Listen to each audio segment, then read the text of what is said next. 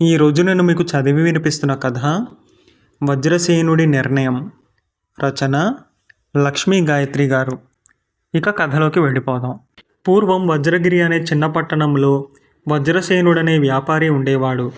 అతడు వ్యాపారంలో కోట్లు గడించిన చాలా కాలం పాటు సంతానం లేక బాధపడ్డాడు. చివరకు అతడికి వినయపాలుడు, విజయపాలుడు అనే 2 కొడుకులు కలిగారు. లేక లేక కలిగిన ఆ పిల్లలను వజ్రసేనుడు, అతడి భార్య రూపమతి ఎంతో గారాబంగా పెంచసాగారు. బాల్యం నుంచి విజయపాలుడు అన్నం తినడం దగ్గర నుంచి ప్రతిదీ తనే స్వయంగా చెయ్యాలనే పట్టుదల చూపేవాడు. ఇందుకు భిన్నంగా వినయపాలుడు ప్రతి చిన్న పనికి తల్లి మీద, దాసదాసీల మీద ఆధారపడుతుండేవాడు. ఈ తేడా గమనించిన రూపమతి తన చిన్న కొడుకు విజయపాలుడు తనకు దూరమైపోతున్నట్టే బాధపడేది.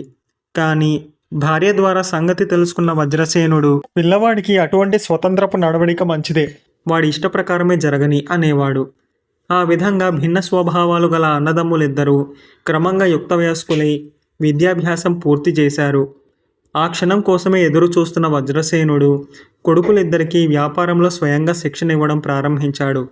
ఈ కారణం వల్ల కొద్ది రోజుల్లోనే ఇద్దరిలోకి విజయపాలుడే చురుకైన వాడన్న సంగతి వజ్రసేనుడికి గ్రాహ్యం కాసాగింది. వజ్రసేనుడి వ్యాపార భాగస్వాములు, అతడి పరిజనులు అందరూ విజయపాలుడి చురుకుదనాన్నే మెచ్చుకునేవారు. అయితే అదే సమయంలో వినయపాలుడి వంటి గుణనిధి, పితృవాక్య పాలకుడు మరొకరుండరు అనేవారు. ఇలా కొన్నాళ్ళు గడిచాక ఒకనాడు వజ్రసేనుడు విజయపాలుడిని పిలిచి, నువ్విక స్వయంగా వ్యాపార బాధ్యతలు నిర్వహించవచ్చు. అయితే నాకు ఒక ఆలోచన ఉన్నది. నేను వ్యాపారం ప్రారంభించినప్పుడు పెట్టుబడి ఎక్కువ పెట్టలేక భాగస్వాములను కలుపుకోవాల్సి వచ్చింది. అందుచేత లాభాలు రావడానికి నా తెలివితేటలే ముఖ్య కారణమైనప్పటికీ వచ్చిన దాన్ని పంపకం చేయవలసి వస్తున్నది. నీకీనాడు ఒక సరికొత్త వ్యాపారం ప్రారంభించడానికి కావలసిన మూలధనాన్ని నేను అవలీలగా సమకూర్చగలను. అది తీసుకుని నువ్వు మన పొరుగునే ఉన్న విశాల నగరానికి వెళ్ళు. అక్కడ కొబ్బరి వ్యాపారానికి మంచి గిరాకీ ఉన్నది. నీ తెలివితేటలతో అక్కడ కొబ్బరి వ్యాపారం చెయ్యి. ఏమంటావు అని అడిగాడు. విజయపాలుడు సంతోషంగా అలాగే నాన్న అన్నాడు. ఈ జవాబుకు వజ్రసేనుడు తృప్తిపడి, అయితే మరొక ముఖ్యమైన సంగతి, నా భాగస్వామి వరుణదత్తుడు తన కుమార్తెల మాళవిక మృణాళినిలను నీకు వినయపాలుడికి ఇస్తానని కబురు చేశాడు. ఇద్దరూ విద్యారూప గుణవతులే. కానీ పోల్చి చూస్తే మాత్రం మాళవిక మృణాళిని కంటే అన్నింటిలోనూ అధికురాలు. ఆమె పెద్దది గనక వినయపాలుడికి వధువుగా నిర్ణయిస్తే బాగుంటుంది. ఇక మృణాళిని చేసుకోవడం నీకిష్టమే కదా అన్నాడు. విజయపాలుడు ఒక్క క్షణం మౌనంగా ఊరుకుని, మృణాళిని గురించి వినడమే కాదు నాన్న, ఒకసారి చూశాను కూడా, నాకిష్టమే అన్నాడు. భర్త ద్వారా విషయాలన్నీ తెలుసుకున్న రూపమతి మాత్రం కొడుకుల వివాహ వార్తలకు ఎంత ఆనందించిందో. విజయపాలుడి నూతన వ్యాపార పథకాలు, విశాల నగరానికి అతడి ప్రయాణాలు అంతా విని చాలా ఖేదపడింది. వజ్రసేనుడు నిర్ణయించిన ప్రకారమే కొద్ది రోజుల్లో వినయపాలుడి వివాహం మాళవికతోనూ, విజయపాలుడి వివాహం మృణాళినితోనూ జరిగిపోయాయి. వివాహమైన కొద్ది రోజులకే వజ్రసేనుడు విజయపాల మృణాళినిలిద్దరిని వెంటబెట్టుకుని విశాల నగరానికి వెళ్ళి అక్కడ ఏర్పాట్లన్నీ చేసి తిరుగు ప్రయాణమయ్యాడు. బయలుదేరే ముందు అతడు విజయపాలుడితో, నాయనా, ఇన్ని సంవత్సరాలుగా వ్యాపారం చేసి నేను చాలా అలసిపోయాను. సముద్ర తీర ప్రాంతాన ఉన్న ఈ విశాల నగరంలో నివాసం నీకు చాలా హాయిగా ఉన్నది. మీ అమ్మతో పాటు కొన్నాళ్ళు ఇక్కడే విశ్రాంతి తీసుకుందామని అనుకుంటున్నాను. ఏమంటావు అన్నాడు.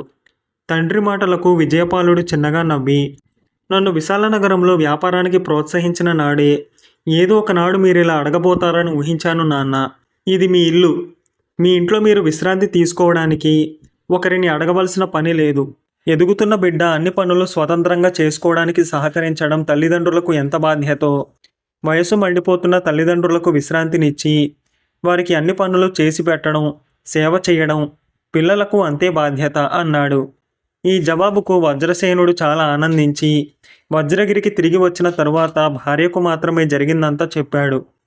అంతా విన్న రూపమతి అయిష్టంగా తల ఊపి, నిజంగా మీరు అలసిపోయి విశ్రాంతి తీసుకుందాం అనుకుంటున్నారా అని ప్రశ్నించింది. వజ్రసేనుడు నవ్వి, అది అబద్ధమనా నీ అనుమానం అని ఎదురు ప్రశ్నించాడు. దానికి రూపమతి, అనే అనిపిస్తున్నది. విజయపాలుడికి వ్యాపారంలో కానీ ఇతరత్ర కానీ మీ సహాయ సహకారాలు అవసరం లేదు. కానీ వినయుడు మాత్రం మీరు లేనిదే ఒక్క నిమిషం ఉండలేడు. ఇన్నాళ్లుగా మీరు లేనందువల్ల వ్యాపారంలో కొంత నష్టం వచ్చిందని బాధపడుతున్నాడు. తల్లిదండ్రులుగా బలహీనుడైన వినయుడిని అంటిపెట్టుకుని ఉండడమే మన కర్తవ్యం. పైగా మనం వాళ్ళను విడిచిపెట్టి వెళ్ళడానికి వినయుడు కోడలు కూడా ఎంతమాత్రం ఒప్పుకోరు అన్నది. భార్య మాటలు విన్న వజ్రసేనుడు, పోనీ ఒక పని చెయ్యి, మనం కొన్నాళ్ల పాటు విజయుడి దగ్గర ఉండడానికి వెళ్ళబోతున్నట్టు కోడలికి చెప్పి చూడు. ఆ పని వినయుడు లేని సమయంలోనే చెయ్యి సుమా అన్నాడు. రూపమతి ఒక క్షణం ఆగి, సరే, మీ మాట ఎందుకు కాదనాలి? మీరు వినయుణ్ణి వదిలి వెళ్ళడానికి కోడలు ఒప్పుకోదు అన్నది. మర్నాడు వాడిన ముఖంతో తన దగ్గరకు వచ్చిన రూపమతిని చూసి వజ్రసేనుడు, ఏం, మాళవికకు చెప్పావా అని అడిగాడు. ఆ, చెప్పాను అని కళ్ళనీళ్ల పర్యంతమవుతూ, ఏమంటుంది? అసలు ఆ పిల్లకు మనం ఇక్కడ ఉండడం ఇష్టం లేనట్టుంది. ముందు మాట్లాడలేదు, తరువాత మంచిదే అత్తయ్య, ఈయన ఎలాంటి వారో విజయుడు కూడా అలాంటి కొడుకే కదా అని తప్పించుకున్నది అన్నది రూపమతి. అయితే ఇక ప్రయాణానికి నీకేమీ అభ్యంతరం లేనట్టేనా అని అడిగాడు వజ్రసేనుడు. బాగుంది, వినయుడు ఒప్పుకోవద్దు అన్నది రూపమతి. వాణ్ణి ఒప్పిస్తాను, నేటికి 10వ రోజునే మన ప్రయాణం అన్నాడు వజ్రసేనుడు. ఆ మర్నాడు వజ్రసేనుడు వినయుడితో తన ప్రయాణం గురించి చెప్పి, నేను ఖచ్చితంగా ఇన్నాళ్ల తర్వాత తిరిగి వస్తానని చెప్పలేను. ఇక్కడి వ్యాపార వ్యవహారాలన్నీ పూర్తిగా నీకే అప్పజెబుతున్నాను. అవసరమైతే మీ మామగారు వరుణదత్తుడి సలహా తీసుకో. ఒక్క విషయం గుర్తుంచుకో, వ్యాపారి అయిన వాడెప్పుడు సత్వరంగా స్వీయ నిర్ణయాలు తీసుకోగలిగి ఉండాలి. అప్పుడే వ్యాపారంలోనే గాక జీవితంలో కూడా రాణిస్తాడు అని రెండవ కొడుకు విజయుడి దగ్గరకు ప్రయాణమయ్యాడు. విశాలనగరం చేరిన వజ్రసేనుడికి వజ్రగిరి వార్తలు ఎప్పటికప్పుడు తెలుస్తూనే ఉన్నవి. 2 నెలలు గడిచేసరికి వినయపాలుడు కూడా మంచి వ్యాపార దక్షత సంపాదించాడని, అతడి యాజమాన్యంలో వజ్రసేనుడి హయాంలో కూడా రానన్ని లాభాలు వస్తున్నవని వార్తలు రాసాగాయి. వినయుడిలో వచ్చిన మార్పుకు చాలా సంతోషించిన వజ్రసేనుడు ఒకనాడు విజయుణ్ణి, నాయనా, కొన్నాళ్ల క్రితం నేను మీ అమ్మతో కలిసి ఇక్కడికి వస్తానన్నప్పుడు ఆ సంగతి ముందుగానే ఊహించానన్నావు. ఇప్పుడు నీ అన్న మంచి వ్యాపార దక్షుడయ్యాడని తెలుసుకున్నాక నేను ఏమని అడగబోతున్నానో ఊహించగలవా అని ప్రశ్నించాడు. ఊహించగలగడం ఏమిటి నాన్న, ఎప్పుడూ ఊహించాను. ఇక్కడి వ్యాపారమంతా ఎత్తిగట్టి తిరిగి మనమంతా మన స్వస్థలం వజ్రగిరి వెళ్ళబోతున్నాం అన్నాడు విజయపాలుడు. దాపుల ఉండి ఈ సంభాషణ విన్న రూపమతి ఎక్కడా లేని ఆశ్చర్యంతో భర్తను, వజ్రగిరికి తిరుగు ప్రయాణం సరే, ఇక్కడి వ్యాపారమంతా ఎత్తికట్టడం ఏమిటి? అసలు మీరు వజ్రగిరి వదిలి ఇక్కడికి ఎందుకు వచ్చినట్టు? ఇక్కడ కొత్త వ్యాపారం దేనికి ప్రారంభించినట్టు అంటూ ప్రశ్నల వర్షం కురిపించింది. దానికి వజ్రసేనుడు, నీ ప్రశ్నలకు జవాబిచ్చే తీరుబాటు నాకిప్పుడు లేదు. మనం వజ్రగిరి చేరాక కావాలంటే మరికొన్ని ప్రశ్నలు కూడా కలిపి అడుగు, జవాబు చెబుతాను అన్నాడు. అందరూ తిరిగి వజ్రగిరికి వచ్చారు.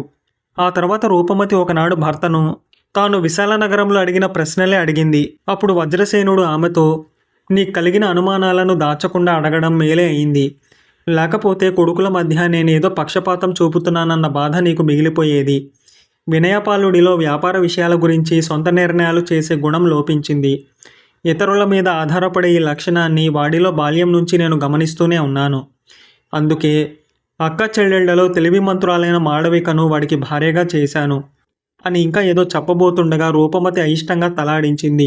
ఇది గమనించిన వజ్రసేనుడు ఆమెను, నీకేదో కొత్త అనుమానం కలిగినట్టున్నది, ఏమిటది అని అడిగాడు. మీరన్నట్టు మాళవిక అంత తెలివిగలదైతే వినయుడికి తగిన సలహాలిచ్చి సహాయపడవచ్చు కదా. మరి అలా జరగలేదు అన్నది రూపమతి.